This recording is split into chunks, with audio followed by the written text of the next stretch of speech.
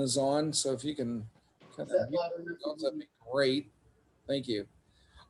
Hey, to begin, just a couple of points about history that are really going to become apparent as we go through this. History, the best way to think about history is just gossip. It's aged gossip. That's all that it is. And I tell that to kids and they say, oh, I don't like history class. Well, you know what? It basically is just sharing old stories that have aged over time. The other thing that's really going to become apparent as we go through this is that history is written by the winners. There is a reason why most of us don't know anything about the Methodist Protestants. And it's because they don't exist anymore. And there's no one that's been able to kind of keep that history. And so some of the stuff we're going over is very obscure. The third thing that I've noticed as I've looked at this history is that history does not repeat itself, but it rhymes. And what you're going to see throughout these stories is that from time to time, there'll be some real bizarre similarities with what we're going through today in the United Methodist Church, but not quite. And it doesn't quite pan out to exactly who is which character. But it does, history doesn't repeat, but it does rhyme, and you'll see that. And so I think that's why it's good to learn this history, because we learn something about our own current faith journey and also find some inspiration as well. Now, I titled this Sidelines Versus Mainline. And so when I say mainline, what I'm talking about is what we are a part of, the United Methodist Church. And the terminology for what is the mainline first began as the Methodist Episcopal Church, which started in 1784. Or for short, you'll see it abbreviated as ME Church. If you look at some old buildings, you'll see on the cornerstone ME Church. It comes out of that. In 1939, it merged back together and became simply the Methodist Church. In 1968, we became the United Methodist Church. So that, when we talk about the main line, we're talking about Methodist Episcopal for most of this, and then it comes up to us. Now, by way of comparison, in terms of membership in the United States, you can see we currently have 6.4 million members in the United Methodist Church. If you put together all those that I'm calling on the sideline, from AME to Free Methodist, Church of the Nazarene, all of them combined in the United States make almost 10 million. So even though you talk about them as the sideline, not the main line, there's a lot of them. And they're there. And in many respects, they have more of an awareness of us than we do of them. It's almost like Canadians and Americans. Canadians know almost everything about American politics, and Americans are oblivious as to what's north. So as we start in with this, let me begin in the beginnings of America when we were all one movement. Methodism comes into America not through some kind of pre-planned strategy on the part of John Wesley, who was our founder in England, but rather it comes through the migration of Methodist lay people and Methodist lay preachers, and in particular Irish Methodists.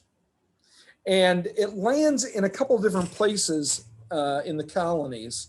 It comes into the Delmarva region, and Robert Strawbridge, who was an Irish Methodist lay preacher, immigrated into that area, started the first Methodist meeting. So it's there. And then a couple of years later, in 1766, it comes into New York City by way of Barbara Heck and Philip Embury. Embury was an Irish Methodist lay preacher who had kind of given up on doing it when he immigrated. And Barbara Heck was the one who said, no, you're going to start doing this. And she was actually the one that organized the first class meeting. That meeting still exists today as John Street United Methodist Church. It's a picture of it there in the corner. It's down near Wall Street. And when I was in seminary, I worshiped there. If you're ever in New York City, they have a nice little museum area in the basement. Is worth checking out. So it's running up and down through there. Philadelphia is another kind of major place that it lands. Once they're there, Wesley learns that these Methodists have migrated there. He begins to commission lay preachers to go over to America to preach, and he sends them in pairs.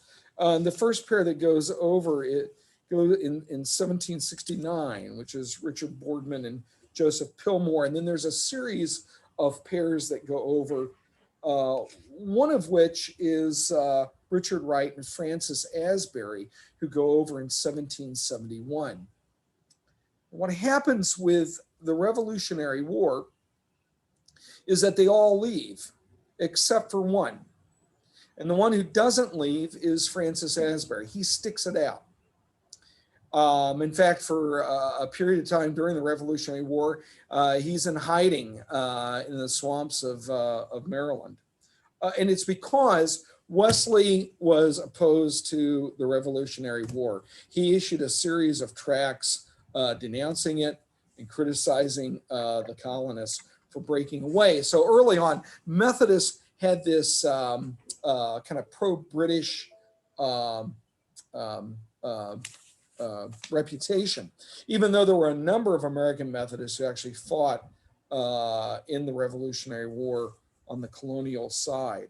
But Asbury emerges out of this as kind of the lone leader and that direct connection with John Wesley. And so in the beginnings of American Methodism, it's all shaped by Francis Asbury. And Asbury literally lives and basically dies on his horse. He travels hundreds of thousands of miles up and down the coast and into the Western frontier, as it was known at that time, before he dies in 1816. And he's able to shape the beginnings of the movement in America because he's the only one that's left to do what Wesley called, what they called in those days, superintending.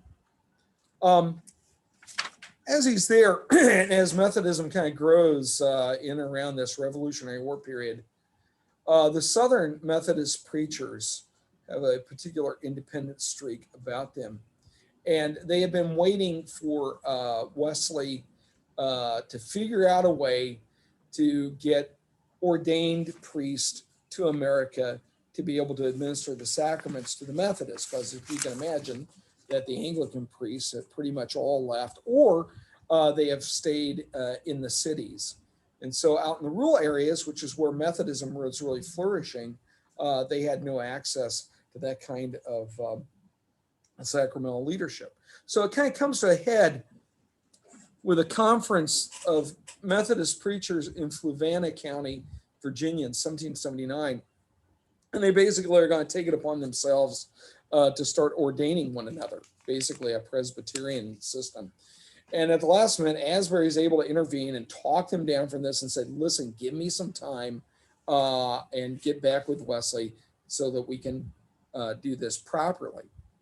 The other person involved in the leadership in and out of this, who's been sent over by Wesley, is Thomas Coke.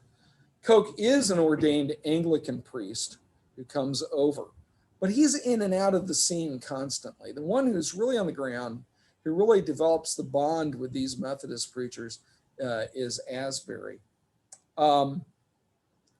So what's happening during this time is that Coke is talking with the emerging Episcopal Church, what becomes the Protestant Episcopal Church, and trying to create a merger of these American Methodists to become a part of the Protestant Episcopal Church, just like they are in England.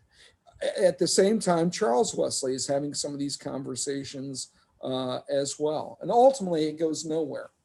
But it is kind of an interesting historical thing to imagine. What if Methodism had never become denomination, and it just stayed a part of the Episcopal Church. But that's going on in and around this time. And finally, it just doesn't work. And instead, what results is a conference that's held in Christmas in Baltimore in 1784, where we actually formed what was called the Methodist Episcopal Church. So this is actually the very first Methodist denomination in the world. British Methodists will form as a separate denomination after Wesley dies in 1791. The picture that you see there, this is at Lovely Lane Chapel in Baltimore, is Francis Asbury. He was being ordained. So one day he was ordained a deacon, the next day he was ordained an elder, and the third day he was ordained a bishop. Wesley did not want him to be called a bishop. He liked the term just using general superintendent. All of a sudden they adopted this language of bishop. And that shapes the movement, that you have this episcopal system or system of a bishop leading everything. So you have a hierarchy that's put in place. Now, the way that Methodism functioned was through a series of what you call societies and class meetings, because Methodism early on really doesn't have the shape of what you or I would see as a local congregation, because it's too small. These are people on the frontier that are separated from one another. So instead, what you have both in the cities as well as on the frontier is these what are called societies that are created of about 100 or so members. And everyone who's a part of a Methodist society is in a class meeting, which is 2 dozen people, usually a couple dozen people. And it's a covenanted relationship with one another that you meet weekly and you hold one another accountable. So a high level of accountability and also a high level of sharing and mutual support that's going on with this. Their membership in it began, you were a probationary member before you were a full member. And it was this lay-led system that's in place.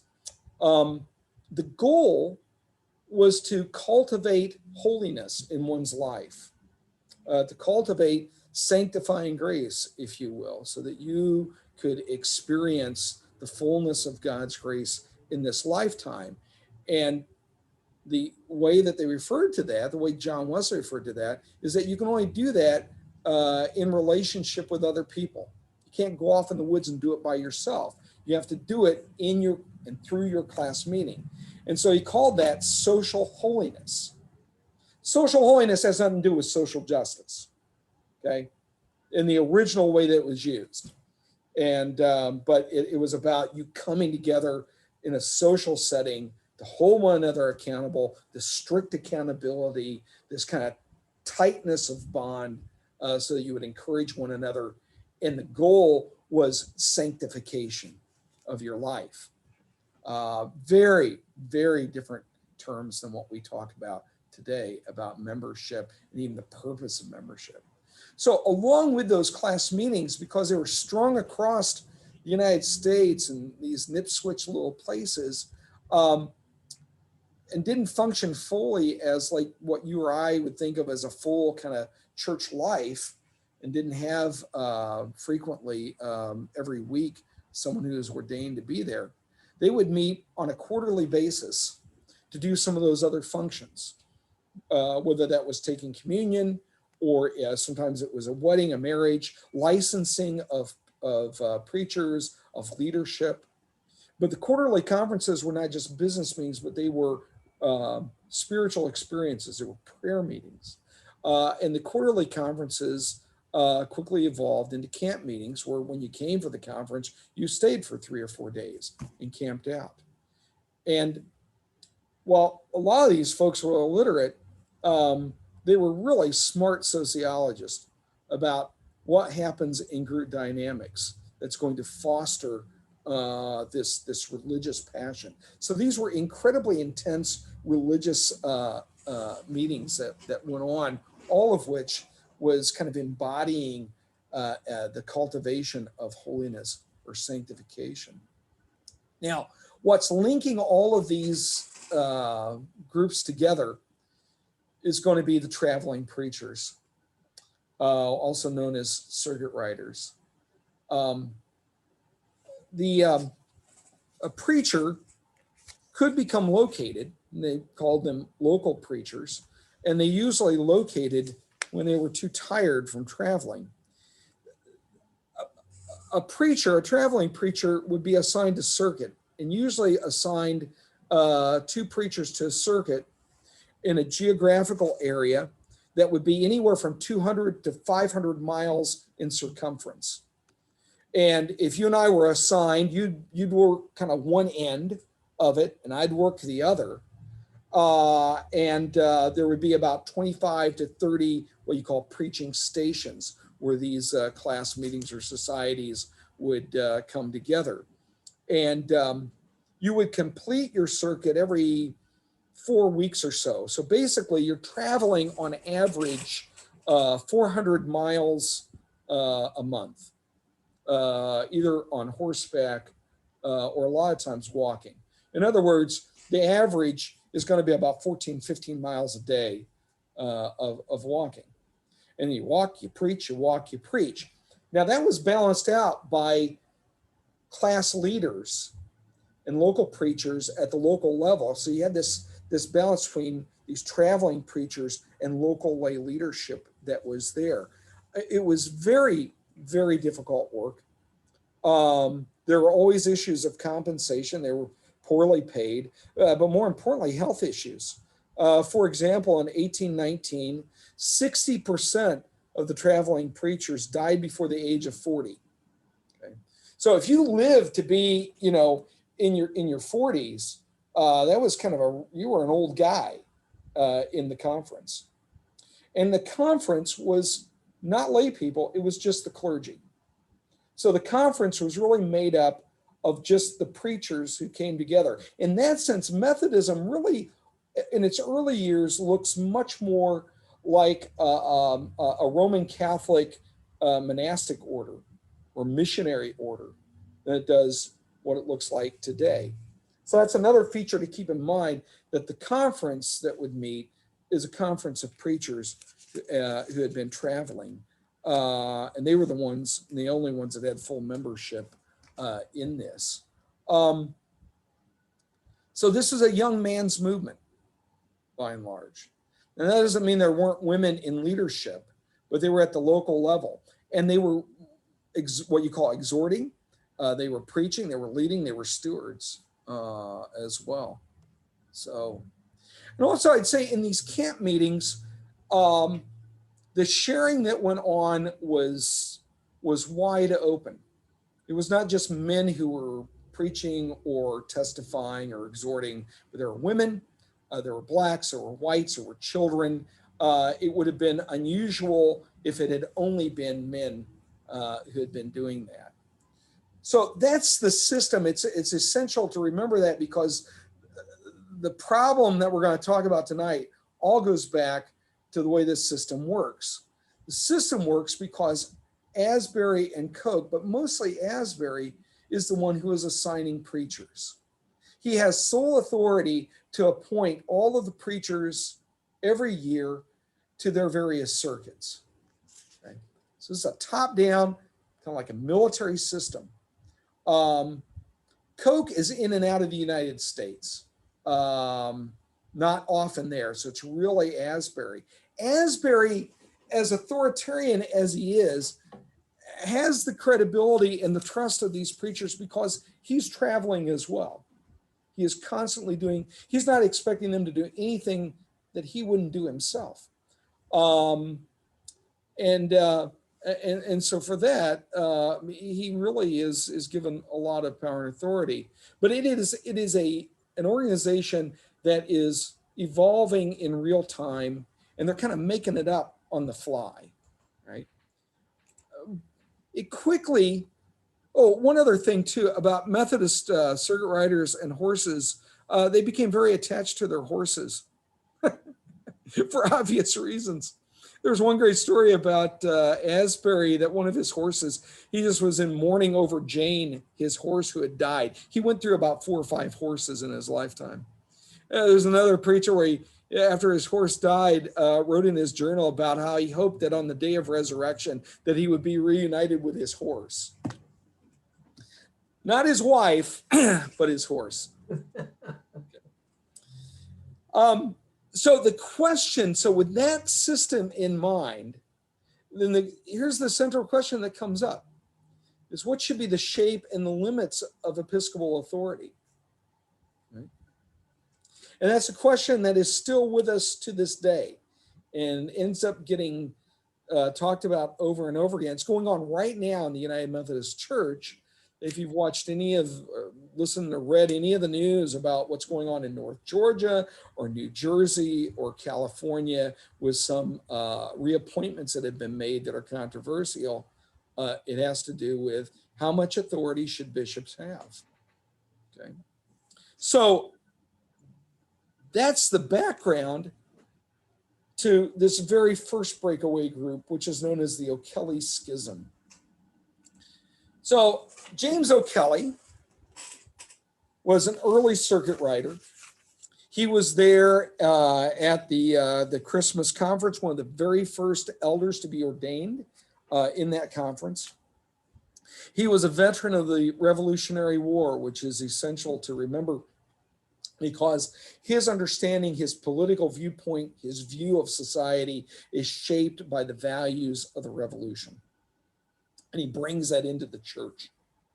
So he becomes a circuit rider in 78, and then he becomes in 1785 what is called a presiding elder. Presiding elder is the earlier term for what we now call a district superintendent. It means that as an elder, he is in charge of the other circuit riders in his area. The area that he works in, you can see the map there, would be in Southern Virginia and the northern part, kind of northeastern part of North Carolina. So that's really his base as well. Oh, and as a side note, all Methodist ordained preachers are elders. Like, for example, my title is I'm an elder. Okay. So you should start calling me Elder Darren, which sounds like some kind of strange HBO movie. So he's working there, and he's has a lot of credibility with the people and the preachers that he is supervising. But he really, because of those revolutionary democratic values, that hierarchy that has come over from England, it really rubs him the wrong way. His view of Wesley was, he says, does he look upon our country preachers to be men of so low breeding as not fit to govern themselves? Again, remember what Wesley said about the revolution.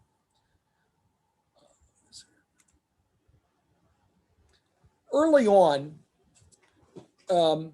as we're trying to figure out the structure, there is no general conference. All you have are kind of a series of annual conferences that are being held around the country, and Asbury's the only bishop, so he's getting around to all of them, and it's just not working. So briefly, in 1788, about 4 years after the founding of the denomination, they tried to create what was called the Methodist Council. Very short-lived. Think of it as sort of an executive committee to administer things that was put together, and it doesn't work. But O'Kelly is one of the presiding elders that is on that council, and quickly he butts heads with Asbury about Asbury controlling everything and manipulating the other presiding elders that are part of the council. At one point, he is accusing Asbury of making money off of what was called Cokesbury College, which is an early school that had been founded and ultimately failed. And Asbury also realizes the system's not working. And there's one of two ways to resolve it. Either you need to give more authority at the grassroots, or you got to have a stronger centralized authority. Obviously, O'Kelly thinks more grassroots authority to make these decisions about where preachers are going to be stationed and where they're going to be on circuits. Asbury obviously took the opposite opinion and said it ought to go higher up the food chain. So this comes to a head in the 1792 conference. 1792 General Conference is the first General Conference, and it's after that you get into a period of a General Conference once every 4 years, then dictating what happens at the annual conferences. Prior to 1792, you had every annual conference making a decision, and Asbury had to go around to each one of them to try and get them all on the same page. So finally, 1792, you start to have this once every 4 year General Conference. And the motion is made to give the preachers the right to appeal their appointments. If you disagree with what Asbury has said about placing you or your presiding elder who assisted in that, then you could appeal that to the annual conference. The debate went on for 2 days. It was O'Kelly who made the motion. And then by about day 3, he's kind of winning the argument. But then he kind of plays his hand. He starts talking up too much, this Republican values and conspiracy theories about Asbury. And so finally, by day 4, the motion gets defeated. Because at the same time, Asbury has a very different personality. He's in some ways able to be a better politician, to meet with people one-on-one and work behind the scenes and not overplay his hand. In the middle of all that, O'Kelly thought that Thomas Coke was on his side. Thomas Coke had actually said that he supported the motion a few months earlier, but then he left America as he always did. He would leave America for several months on end, go back to England. And then when he came back the day before the conference, he had turned against O'Kelly and sided with Asbury. As one historian said, Coke was an interloper in America who never stayed long enough to really understand the church he pretended to lead. That's very true. So in the end, they voted it down. And after the vote, O'Kelly and 3 other preachers left. One of the preachers who left with him is a guy named William McKendry. So you just hold that name in your head for a moment, because we're going to come back to him. So they leave. They're ticked off. And what they decide to do is they go off and they're going to start their own Methodist denomination. And the Methodist denomination that they start, they name the Republican Methodist Church. Okay. Republican, obviously, for what it meant in the days of those revolutionary values. It formed in December of 1793 with about 1,000 Methodists. They had met the following year to formalize it on O'Kelly's farm that he had inherited from his wife's family. One of the key features was, no surprise, they're not going to have any bishops. And they're only going to have one order instead of having deacons and elders, which is what we had, whereas a 2-step process of ordination. There would only be one of elders. They were opposed to slavery. We'll come back to that later in the next session next week. Eventually, they just peter out. And after about 1810, they renamed themselves the Christian Connection. And then what little is left of them, they get absorbed into what's called the Campbellite tradition, which was the Christian church that we know now as the Christian Church Disciples of Christ. They never expanded beyond North Carolina and Virginia, maybe had about 20,000 members that was there. It's devastating because all of these guys were really close with each other. This is a family split. I mean, they spent extensive amounts of time with each other. But the key question that O'Kelly raises is still with us today. Okay. So I'm going to pause for a moment. I'll put this question in the chat so you can see it. Here's the question I want to open it up for us to talk about for a few minutes. O'Kelly's vision for Methodists was deeply shaped by the new nation, the revolutionary ideals. So when is a cultural development or a political ideal beneficial to the church, and when is it harmful? So I'm going to get us back here. And feel free to just unmute yourself at this point and share.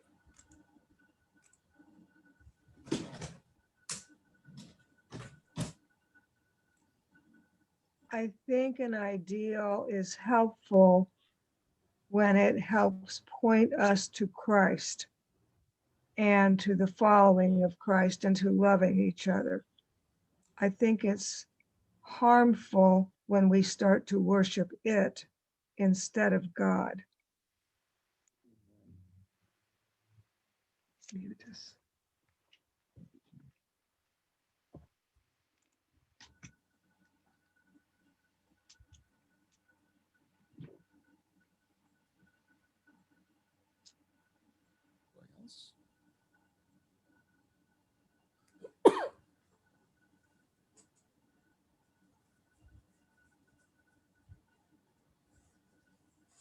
It seems to me, and it's not disagreeing, but variation. These kinds of political ideals, political concepts may be useful in church polity, in how we organize and run a church.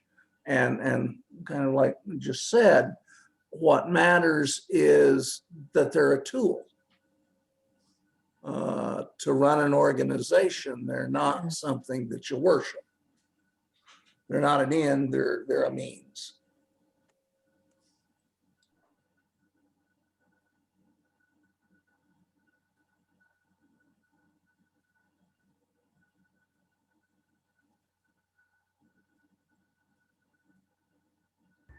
There's certainly no reason we can't learn from political ideas, that the learnings of political systems.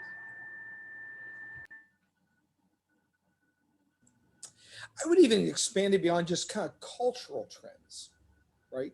I mean, there are some cultural trends that are quite beneficial that did not originate in the church, but have benefited the church. You think about women's equality, for example.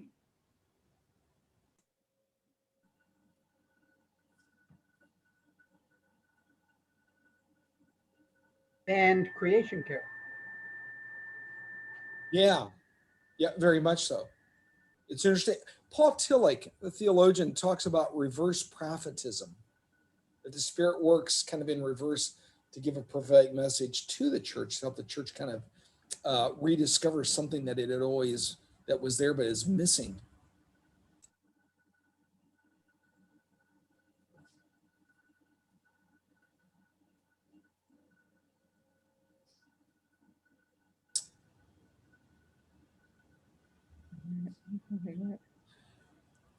Before I move on, any kind of last comments about O'Kelly or questions about any of that? Because I went through a kind of a lot of dense stuff there.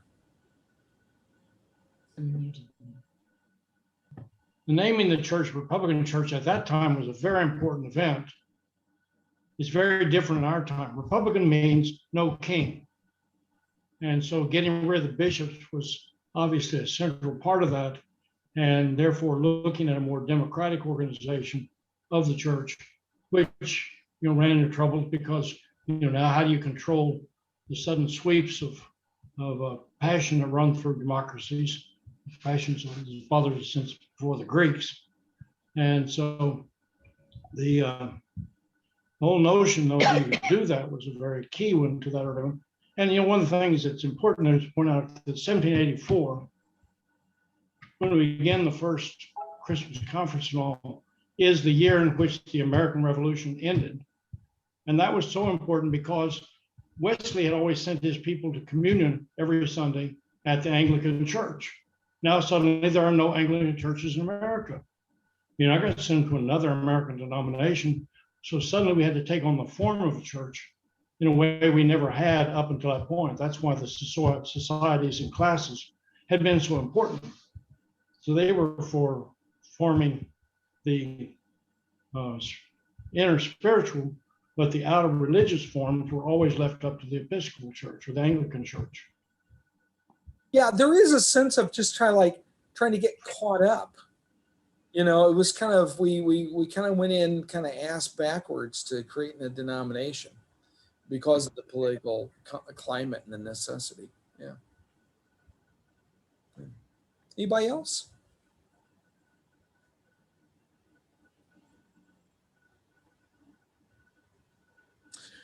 Well, let me move on to the next story in this study, which really builds upon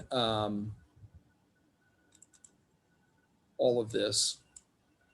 I just kind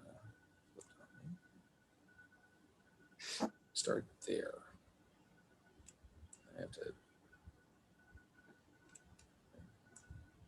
can't, there it is. All right. So after Asbury dies, and some of the DNA of the denomination has been formed under Asbury's makeshift Episcopal leadership. And it gets carried on with the next round of bishops, or the first round of bishops who are elected, that are going to take up this mantle. And there's, as you can see, there's 5 there all together. Richard Roberts is the one that I come out of. So my ordination kind of goes back through Roberts back to Asbury and into Wesley. But the 2 key that will really function in this story next is going to be William McKendry and Joshua Sewell. Remember what I said earlier about one of the 3 men that walked out of General Conference with O'Kelly was William McKendry. So briefly, McKendry was on his side, but as he spent more time with O'Kelly after that split, he realized that he had made a mistake, that there were some bad dynamics in the room, I think in part because of O'Kelly's personality. So he came back into the fold under Asbury, is welcomed back, and is actually elected a bishop. What has developed at this point is an itinerant episcopacy. The technical word, and it's still in our Book of Decimal Day, is general itinerant superintendency, which sounds like legal obscure language. What it means is that our bishops are not elected by or simply given authority over a diocese. It's not what you call a diocesan episcopacy, but rather they actually have authority throughout the entire denomination. Now, these days they are assigned to an episcopal area, such as Bishop Trimble is assigned to Indiana, but he has duties that are denominational wide as well. But in those days, it really was wide. You did not have, these guys were not assigned to particular annual conferences, but they would rotate around. And when it came to having an annual conference session, you'd have maybe a different bishop every year doing it. Now, what that did is it also created a little more unofficial autonomy at the local level. These presiding elders had more authority on the ground in some ways. So there was this kind of odd balance of power that was played out informally. But clearly, these guys did not have the same kind of emotional, personal connection and credibility that Asbury did. And that's going to play a factor in what happens. The ideas of O'Kelly don't go away. and they get brought up by what are called Protestant Methodists, excuse me. So the Protestant Methodist Church is a denomination that evolves during this time.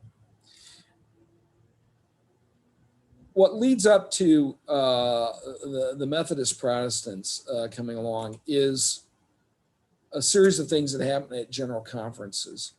First, the 1800 General Conference, there is a motion to empower the annual conference to elect the presiding elders. That motion is defeated. Now, by way of comparison, in the United Brethren tradition, or out of the EUBs, they had that system, but we never did. It percolates around, and then it comes really back up with some political momentum again in 1820 with a motion to say that the bishops will nominate the presiding elders, will nominate 3 of them, and then the conference will actually do the electing. And this time, the motion is approved. It actually wins at General Conference. But the bishops, and in particular Sewell and McHenry, they just put their foot down and said, we're not gonna abide by this. Pass where you want to, but we're still going to do it the way we've been doing it. And that kind of blatant disregard for General Conference really gets things stirring. So from 1820 on, these guys become, the language is called the Old Side Brethren. So like Sewell's picture right there, he looks like an Old Side Brethren just with a scowl on his face. In contrast, on the other side, the folks were known as the Reformers. Some of the key leaders that are there is Asa Shin, who will become the editor of the Denominations periodical. And he will be a president of an annual conference at different times. Born in 1781 to 1853 are his dates.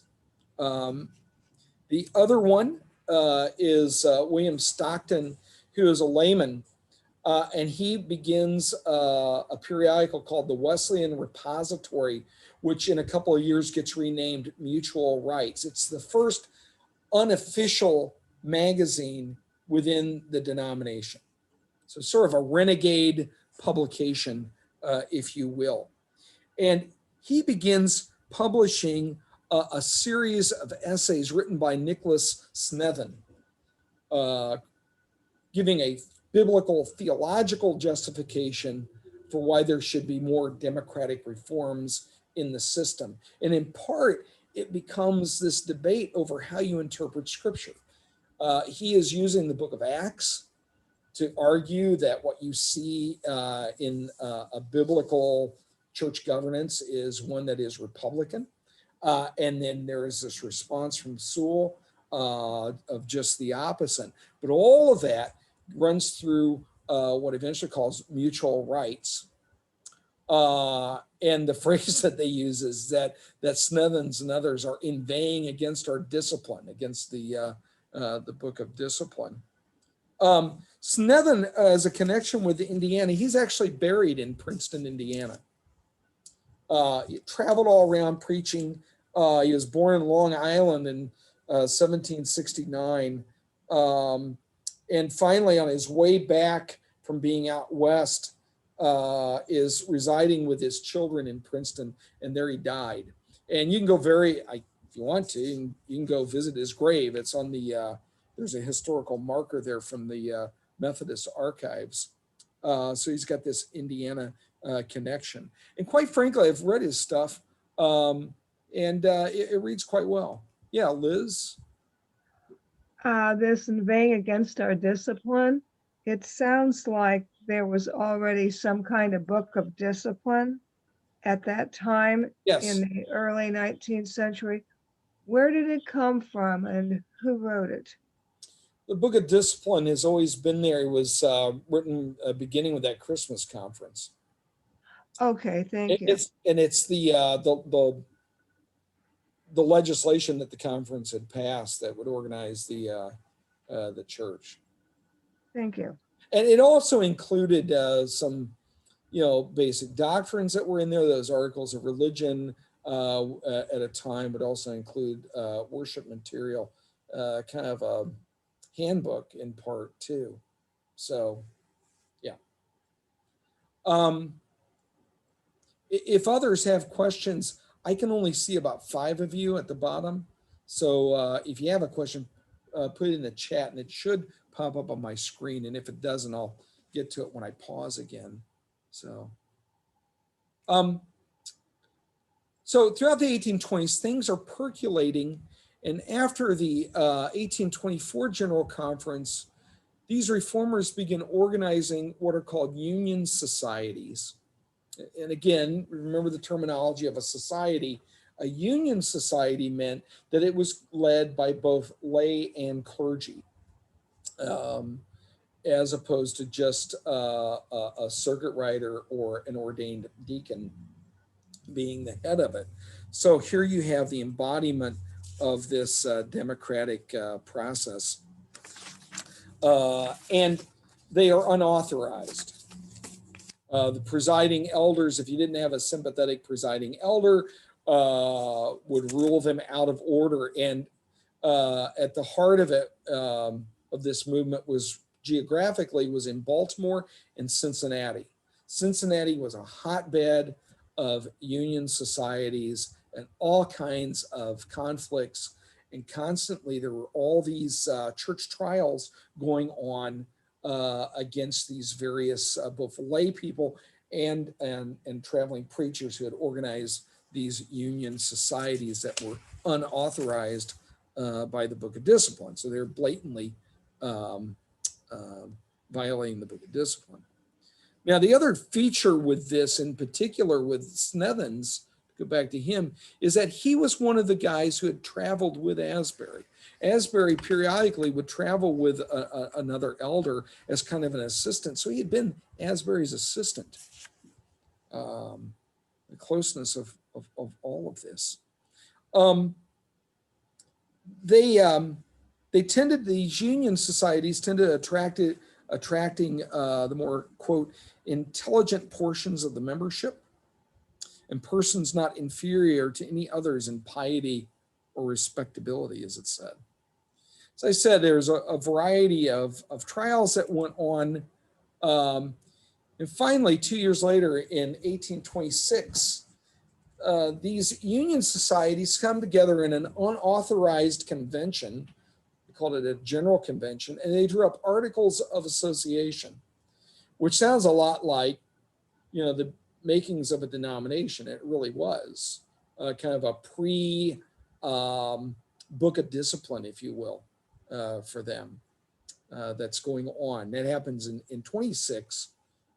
And then it really comes ahead in 1827 with a trial of 2 preachers, William Poole and Dennis Dorsey. They are put on trial because they had been distributing copies of Mutual Rights. So they're handing out this periodical on their circuit, and they get in trouble. And there is a trial. They are convicted, and they appeal the trial to the next General Conference in 1828. Now, at this General Conference, in their appeal, it was Asa Shin who represented them. And they almost win the appeal. They basically have kind of won the majority of the delegates to overturn their conviction. But then, in a shrewd move, those who are opposed to it call for a recess, and everybody goes to dinner. And the next morning, when they come back, the politicking throughout the night has actually kind of flipped the numbers. And when they take the vote, the 2 men, their conviction is upheld. Now, in the history, what it says about Asa Shin is that Asa Shin was really devastated by this. He has a nervous breakdown. As it says in the history, quote, that he sunk into despondency and went into a spell of insanity which continued for about half a year. This guy's broken by this for about 6 months and cannot function. At the same time, at that convention, all those petitions to reform the system, they're all rejected, and they just lose. They lose the argument at that point. And so finally, they leave. And they hold their first general conference in 1830. And Snethens is elected the first president of that general conference. Now, what they organize in their Book of Discipline will bring together a variety of smaller groups that had already kind of broken away, frayed away on the sides. That during this period from about 1790s on, there had been these little groups that in different places had already broken away from the denomination. The Associated Methodist Churches was about 24 churches. That was, I think they were in upstate New York. The Methodist Reformed Church was in Vermont, and they had broken away in 1814. There's this group called Stillwellite Methodists out of New York City. And they are brought into the fold. And then some of the folks that had been around O'Kelly kind of come back into it. The Methodist Society was up near Rochester. And so they're able to kind of coalesce all these folks that have been peeling away. So part of the story, and this is why it's important for today, is that the break is never clean. There's always this fragmentation and fraying at the end, and then it takes a few years for all of them to kind of coalesce back into one group, and it's the Methodist Protestant Church that's there. Their system and what's in their Book of Discipline. Again, there's no bishops, so again, that sounds like that O'Kelly schism. But instead, you will have conference presidents, which will be elected by the conference. As best I can tell, I think they were clergy. I don't think there were any lay presidents. But the conference membership will be equal parts lay and clergy. Now, again, remember that the conferences at those times is just a member of traveling preachers. But here it's going to be this one-for-one parity, which is exactly what we have today. All right. The other feature that's interesting is each annual conference was allowed to kind of use its own mode for how to, what you call stationing preachers, or to make appointments. And that could either be done by the president, kind of acting like a mini bishop, or they could organize a committee that would do that stationing. And most importantly is that a preacher would have the right to appeal an appointment to the annual conference if he felt like he had been wronged in all of that. So some of the seeds that O'Kelly had planted, you start to see now kind of coming into fruition. In Indiana in particular, it's Asa Shin who comes over from Cincinnati, and at that time was the would become the conference president over there, and establishes a meeting in Madison, Indiana. There's another one that has formed called Stone Chapel around Tanner's Creek. That's actually made up of some English Methodist settlers who decide to join in with this.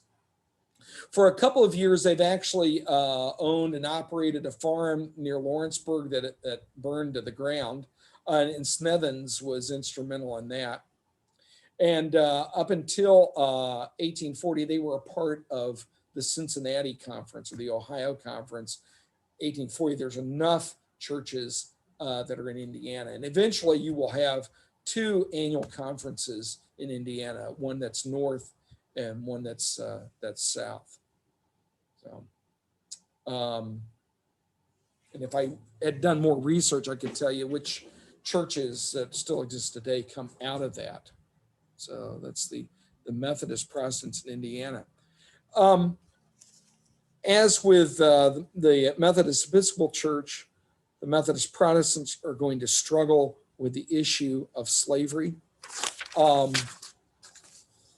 the get-go, they weren't quite sure what to do with it. And so they put in this clause that said nothing contained in these articles, meaning they're articles of organization, is to be construed as to interfere with the right of property belonging to any member. Well, the property we're talking about there is slaveholders. And so it was a little bit of language to appease them. There, for a time, there was a debate going on about whether to insert the word white into a section they had on suffrage. Again, if you think about their system, it was a democratic system that allowed laity to vote on things. And so there was this long debate about whether, when they talked about suffrage in their book of discipline, should they say white suffrage?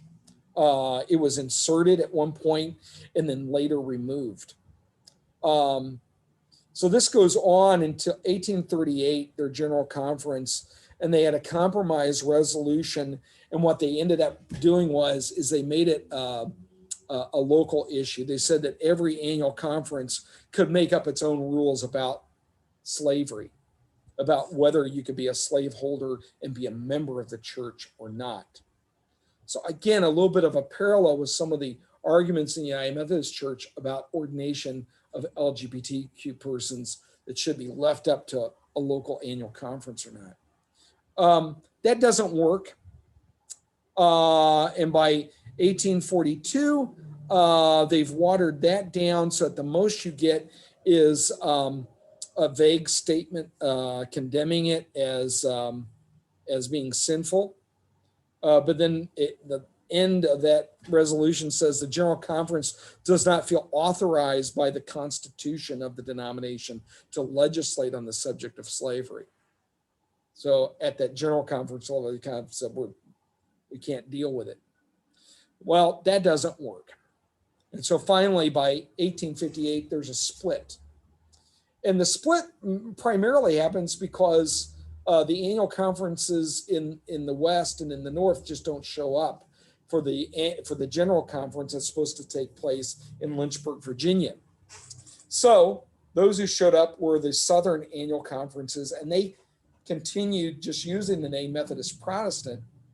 And the Methodist Protestants in the Northern and Western conferences took on the name simply Methodist Church, which makes it even more difficult to trace this stuff because you got these names that are vague and ambiguous. Finally, after the war, there's reunification in 1877. And what happened with these two denominations is they met simultaneously in Baltimore to approve a plan of reunification.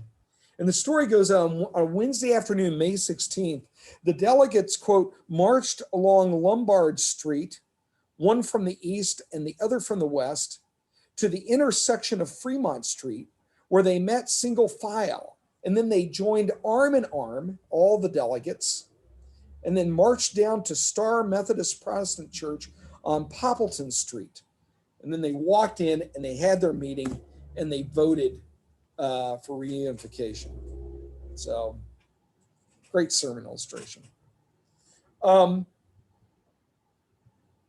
women's rights, African-American rights, they adopted a resolution that the Constitution means that no person who enjoys the right of suffrage and eligibility to office in the state shall be deprived of these rights in the church.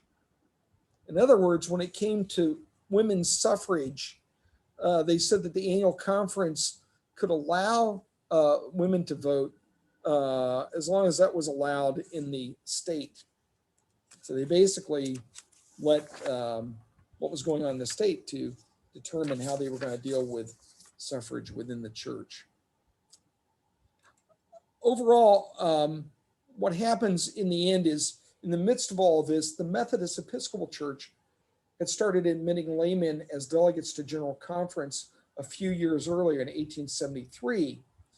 Actually, the Southern Methodist Church had started doing it a couple of years earlier. I think in part as kind of a little bit of an appeal, a carrot for Methodist Protestants to return. It doesn't work. And we only merged back together in 1939. So the merger in 1939 that creates the Methodist Church is a merger of the Methodist Episcopal Church, which is the Northern Church, and the Methodist Episcopal Church South, and the Methodist Protestants. And the smallest of those three by far were the Methodist Protestants. A couple of claims to fame they have. The first woman who was ordained in American Methodism and recognized by the entire denomination was Anna Howard Shaw, that you see right up there. She was a doctor before she became ordained. Actually, they had done some ordinations of women even prior to her ordination, one of which was in Indiana, no less, of Eleanor Davidson, who was a circuit rider along with her husband Moses. So they're basically a clergy couple that were operating in Indiana. And then the other kind of major institution that came out of that tradition was Adrian College in Michigan. So yeah, pause there. I'm not sure. I doubt seriously if Snethen was related to the Snethens at North, but you don't know. That'd be an interesting one to kind of track down. Any other questions in the chat? I'm kind of going back and looking. Darren? Yeah. Didn't the Black Methodists split off very early, or is that a topic for another session? Actually, it's next week.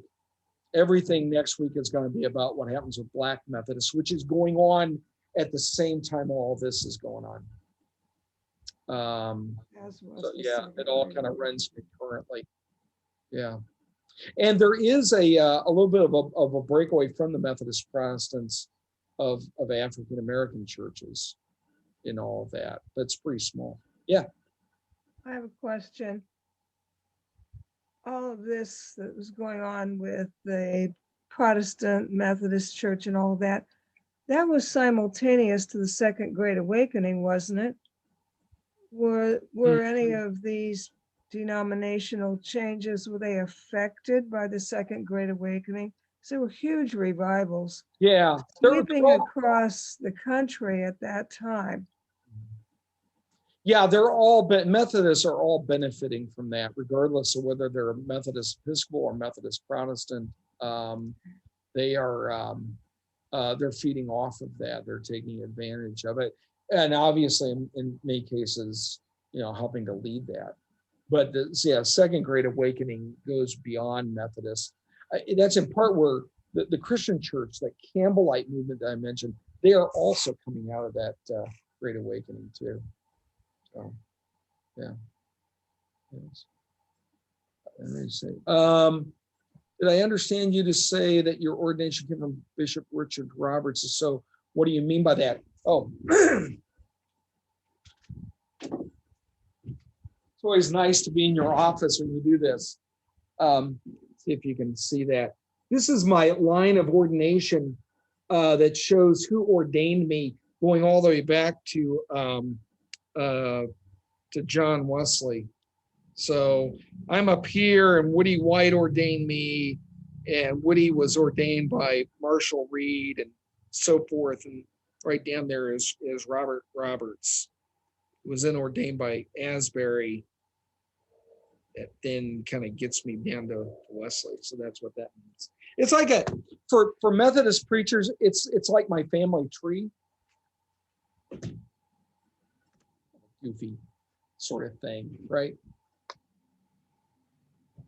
Any other oddball questions? Because I got one for us to talk about.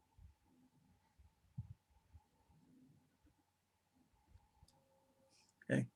I have a question. Yeah. Personal question mainly.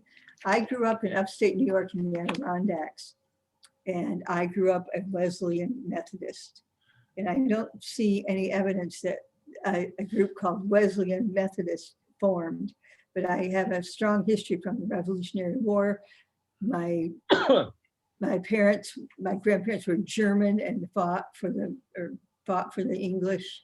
And my maiden name was Hartman, and there's a Hartman Mountain up in the Adirondacks, and that's very strong Wesleyan Methodist country. And we had camp meetings. I mean, what you're talking about is exactly what I grew up with, but there's a lot more to it. I'm sure we'll get into it during the next few weeks. But I'm just curious if that was a trend or something happened to form a Wesleyan Methodist church. Yeah, and I'm going to hit on that in session 3. Okay. Yeah, in fact, what I'm going to cover next week will be all the Black Methodist history.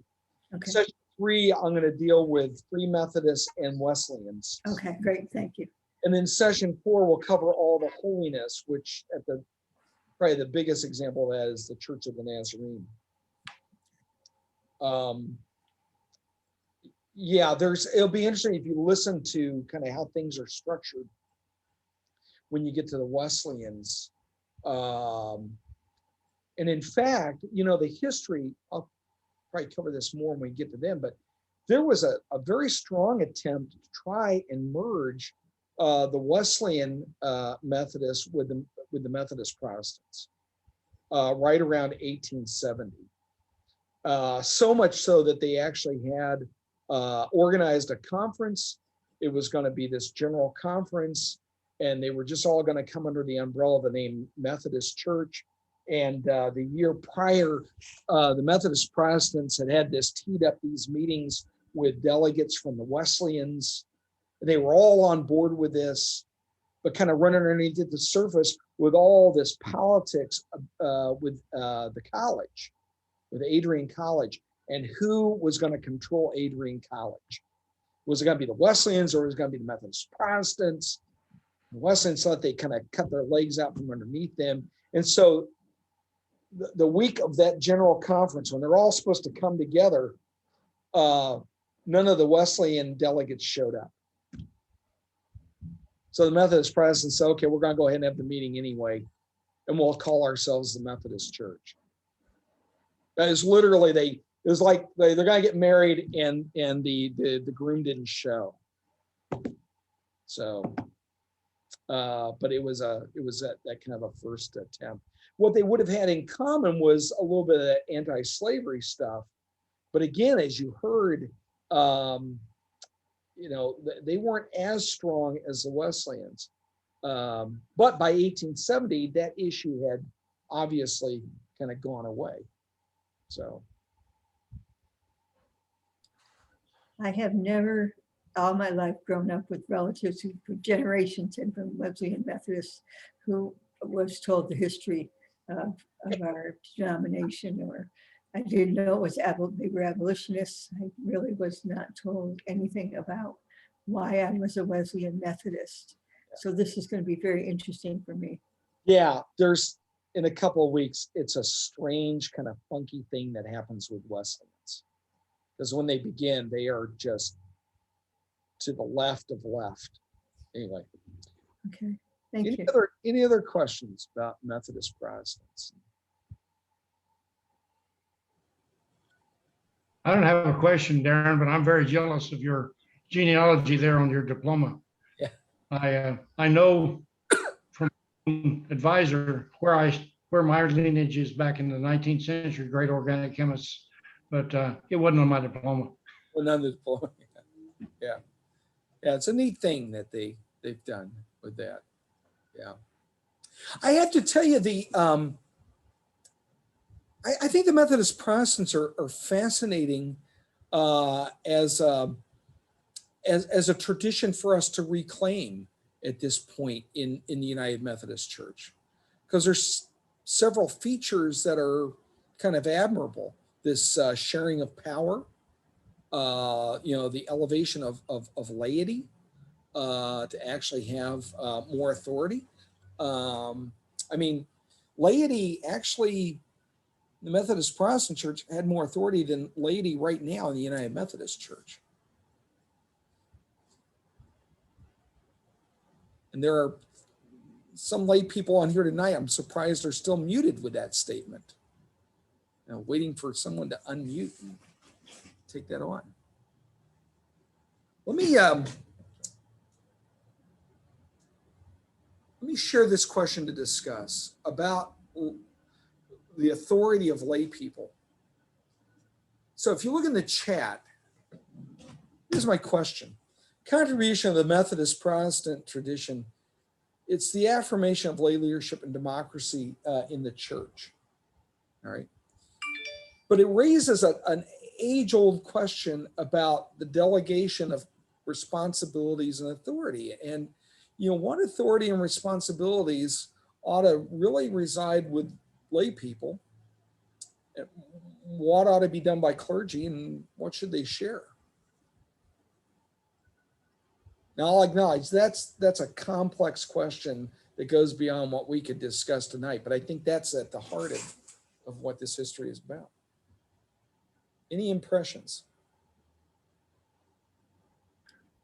The one thing that I would share was when we were at another church in Mississippi and we were Presbyterians, that issue, particularly around lay leaders' role in worship,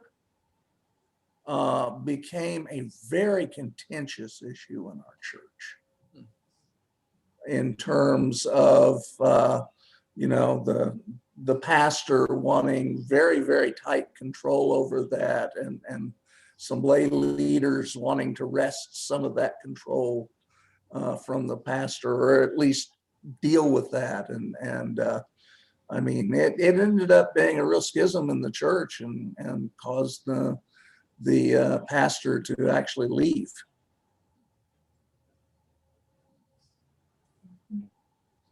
Wow.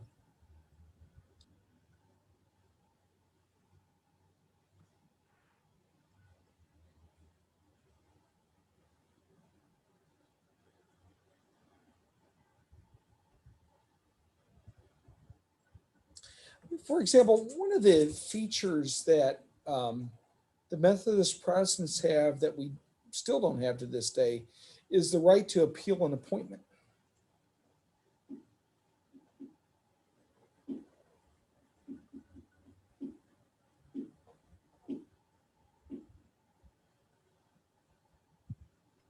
In the Methodist Protestant Church, who would hear that appeal? Ultimately, the conference, I have a copy of their Book of Discipline from 1870. Part of the problem with Methodist Protestants is the Book of Discipline that they have and the catechism they have is really convoluted in the way it was written. There's a lack of clarity with some of this stuff. So my guess is that it would have been done in some different ways depending on the annual conference who they appealed to. But clearly it went back to the conference, whether that was to a committee or where it was voted on by the conference as a whole. It's just not clear. I mean, for example, one of the things that's even unclear in their catechism and in their discipline was the use of the term district. There are times they would use the term district the way you would use the word annual conference. And so you're reading it, it's like, okay, you're talking about a district, you're talking about a conference. And so there was some muddiness there.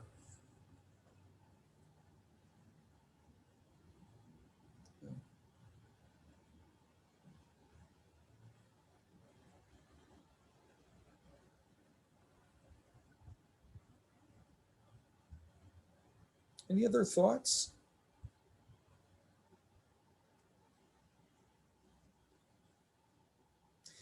Any other questions in general about this history?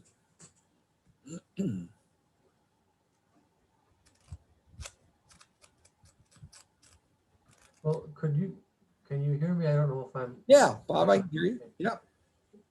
Could you try to give us some general perspective with regard to what you've been saying this evening on these different groupings of people who called themselves Methodists at this time in American history, back in the late 1700s, early 1800s, and sort of what the other trends were. I'm kind of picking up, maybe minimally, that as the colonies were, having their formation, and the various geographical areas of our country were, trying to work things out to be together as a country and develop a constitution. Is it a reasonable guess that this kind of gathering of different collections of people who were calling themselves Methodists, or going to be calling themselves Methodists, was a lot like, what was going on for the people who were called colonists? Yeah, the odd thing about American Methodism is that, on the one hand, it picks up on the cultural trends in America. It takes on those democratic forms, even in its style of worship, where it is not educated clergy that speak, but anyone can speak and worship and rise up in the ranks of that. So it fits with that emerging American ideology. And it's also has a structure that is very effective about growing with the Western expansion. These circuits would basically do cell division. So you'd be on a circuit, and as it kind of grew, you would just take, say, the western half of the circuit and just cut it off and make it into a new circuit, and then make that circuit go out, there another 40, 50 more miles. And so geographically, there's two major movements. One is going across Pennsylvania, Ohio, which is following a major transportation route. And the other is coming up through kind of North Carolina, that Holston area, again, following that line as well. So they've got this system that's working, that's adaptable to move westward. And it's got this balance of power between what I call local authority and traveling authority. Unlike today, these traveling preachers are not doing it all. Their job is doing the sacraments and preaching, doing some minimal amount of administrative work. But there is a lot of power at the local church with a class leader who is a layperson. Now, when you look at like the Book of Discipline, it all looks like this hierarchy, top-down military system, but informally, they've got real power at that local level. And so that symbiotic relationship fits well with this Western expansion, and it is fueled by an American ideology. And that's different, say, for example, Presbyterians or Episcopalians, where you had to be college seminary educated in order to be ordained. These Methodist preachers, they literally pulled themselves up by their own bootstraps, taught themselves. So in that, it's kind of there's a meritocracy involved too, which is very American. I mean, you were ordained, you became a presiding elder because you were effective. And that fits with American ideology. But at the same time, you have clearly a hierarchy that's anti-democratic. In that sense, it's very different from, say, Baptist, where there's all that local autonomy. And Baptists were growing as well. How does this all compare with what was happening, let's say, with the Lutherans and the Catholics? Could it be said that they were more established as a group over in Europe, whereas the the Methodists were just starting to have an identity before they moved from England over here? Probably one of the biggest differences, yeah, I'd say the biggest difference, especially with more with Lutherans, is Lutherans are very ethnically bound. You know, so you got Swedish Lutherans, you know, the Finns, the Germans, and it's really historically, relatively recently, you've seen Lutherans kind of break out of those ethnic enclaves, where Methodists are really don't have a, by and large, they're not linked with one ethnicity. The only problem Methodists have, Methodism has never been able to make inroads into the Hispanic, Latino community. But Methodism is able to kind of take root among a whole variety of immigrant populations as well. I mean, at one point there was, we had German-speaking annual conferences in the Methodist Episcopal Church, Japanese, American conference, Finnish, Swedish, a whole bunch of Swedish Methodists and stuff like that that's going on. Yeah. I know less about Catholicism in the 19th century.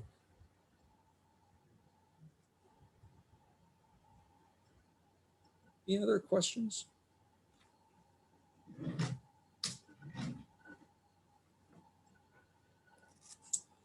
A year and a half ago, when I was doing a lot of blogging about the denomination, on my blog, Notes on New Methodism, I wrote a two-part reflection on the Methodist Protestant tradition and what it might have to say to us today about this emerging separation in the United Methodist Church. I put in the chat the link to that, at least the part one, you read it and you find part two.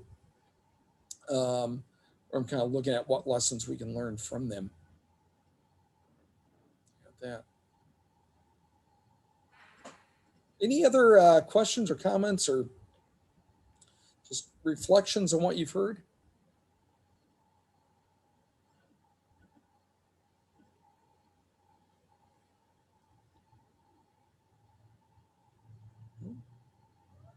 Just curious, I take it no one had any relative that was a Methodist Protestant, right? I don't see that. So I'm curious with any, Lynn, your dad never served a former Methodist Protestant church, did he? No, I don't believe so. No. Because I know that it tended to be more on the eastern side of the state. Right. Good. And we started out, he was Evangelical United Brethren, started out in Pennsylvania. Oh, so he came out of the EUB. Yeah. Yeah, EUB. Yep. Yeah. Yep. Just a side note, I decided not to do anything about the Evangelical United Brethren in this study because I was really kind of talking about those that kind of branched off from Methodism. There's that whole history. Yeah. Which, yeah. What else?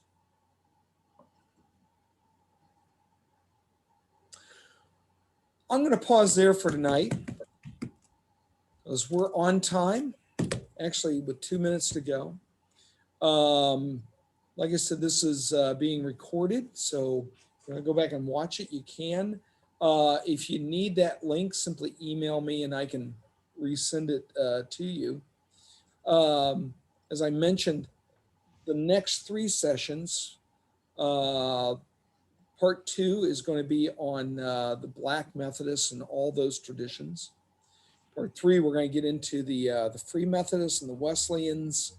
And then we'll wrap up at the beginning of end of the 19th century, beginning of the 20th century with the various holiness movements, which is going to cover Church of the Nazarene, the Church of God out of Anderson, Indiana, and a whole variety of churches that have the word holiness in them. So